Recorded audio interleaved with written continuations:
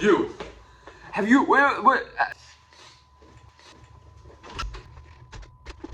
was the last time you did anything manly in a car, huh? Where you're always driving along with your right arm, you're holding your hand that was made by another factory, a child in another factory. With your left hand, you're injecting estrogen into your left hand, and with your right hand, you're ordering your favorite mocha iced coffee from Starbucks, or should I say Starcuts?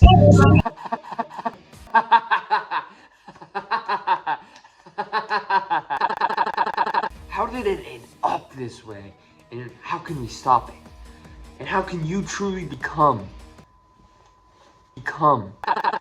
based and bike pilled? The year is 1885. Karl Marx just got off the phone with his best friend, Karl Stalin, okay? He was looking forward at 6 children right in front of him, and he saw something that he would never forget, and it would change the rest of history, okay? Arranged in an odd fashion that he just simply could not get out of his mind. The 4 children were crawling on the ground on all fours, with one of them up in the front, holding on to an odd piece of rubber, and one of the other ones that he was sitting on was squatting in an odd fashion, and he discussed his vision with all of his friends all around all the time, and it was a while before something came up, but it would only take one thing that truly began our journey. You know, he was talking to one of his wealthy, aristocratic, fucking bourgeoisie friends. Hans Carcycle, remember that. Hans Carcycle, remember that. Remember his name. Remember, are you remembering it? You're not remembering it right. Hans himself couldn't stop thinking about it, and one of these times, he was doing DMT, all right? They were all in a circle, and he stopped and asked Karl Marx, what if we made that into a contraption and sold it? You know, the limitations would be limitless. Okay, you know, they tried endlessly. Many designs were made. So one slimy acquaintance behested that, oh, why don't you just make it out of parts instead of out of children? Why don't you just do mechanical parts instead of children? Okay? Child labor. This is really the first sin out of this story. They didn't listen, right? Because they're all good people. And they started back in their mold. That'd be soon until a man named Carl Benz stole their design. But before he could fully manufacture this fake design, Carl and Hans had finished theirs. Okay, it had been 2 wheels, not made of the kids, unfortunately, but it was 2 wheels. Unfortunately, it was perfect. It was the creation of the bicycle, okay, which would dominate the world in streets until Carl finally finished his design. And this version, it was much more faithful to the original version. Yet it reeked of evil and devastation. Okay, first of all, no children, which, fine, we can't use children, but like, and you have to make it like really bad and like worse than cars. You see, in the Bible, there's this thing called, there's Cain and Abel, okay? Abel is Cain, God and Cain into one. Over time, cars became more evil and worse, until now we have things like the pronoun mobile. Both branched out. Both branched out by only one simple conversation between friends, but only one would go on to dominate the world. Then, cars began to invade the red-blooded American markets, and cities themselves were demolished, only to be replaced by infrastructure exclusively for cars. But why really? Why so cars many? Well, for one, cars are noisy, junky pieces of junk. What does the gasoline? Mini. This is bad for the earth. It's bad for the air. It's bad for literally birds. And the #1 cause of death in America is vehicle injuries, and in the entire world. But at the same time, they also make you really fat. Okay, so they slowly and very quickly kill you. Make sure you can't sleep good, and they corrupt the air around you, literally stealing the force that makes you alive. But do you remember the first, more egalitarian option? The bike. Bikes are kind of loud, but they're also less dangerous as to just riding them and not crashing into them. Ryan, look out!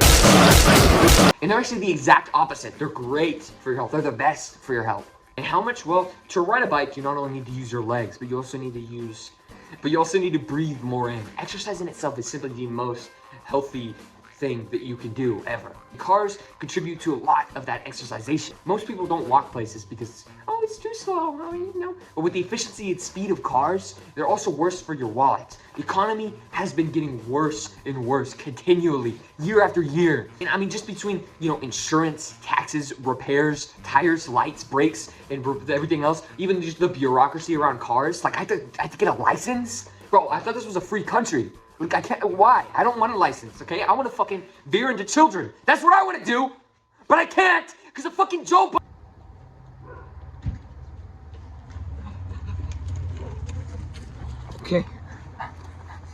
But to me, I don't really work out that much, but bikes, they offer this forward momentum that nothing else in my life really can. You know what I mean? Like I said, exercises are like the greatest thing like in the entire world for you. You know what I mean? And maybe that's why riding bikes feels so good, because honestly, the battle between cars and bikes is more of a spiritual type deal, you know? Maybe it's just because it's, like I said, the good exercise or something. But bikes to me represent the fight between modernity and simple pleasures. You know, I didn't ride a bike when I was younger, so it's not like nostalgia or anything. I actually only learned at the age of 15 just so I could, you know, start riding it to work. But through these years, I've evolved this love for bikes, and something that I haven't done for cars, even though I've been driving a car for a while, I've been driving age for a while. Riding a bike is just much more of a calming experience, and when I get done with it, I'm a lot of times actually like, damn, I wish I could have rode that more. With bikes, you actually get that feeling on the open road, even on small roads, you know what I mean? I think it's the sizes of cars, but whenever you're riding on a bike, it's probably also the struggle of just trying to pedal as fast as you can, you know? You're trying to get somewhere, and you get this feeling like it's just you and the open road, and what else can be done, you know what I mean? I'm a creative guy. I like making things, you know? So it's an idea that appeals to me a lot, you know? The idea of infinite creative possibilities, and bikes encourage that. They further my creative drives.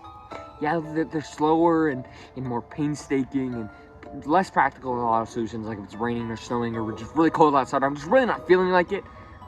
But every time I ride a bike, I'm reminded of all the things that really matter in life. You know, the pleasurable struggles that work can actually come with. You know, it's not just it's like a terrible, methodical, slow exercise, and how horrible the human condition can be. You don't have to agree with me on this whole bike thing, but whatever works for you, whatever the bike is for you, just remember to ride that bike, whatever it is, and get to that place where you need to go. Use your legs, the painstaking process. It sounds bad before you do it, but during and after, you gain a sense of brevity that you wouldn't beforehand. You know, after all, the only thing between you and gaining what you really want is the process, just to get there in the first place. So don't forget to ride the bike. Don't forget to ride the bike.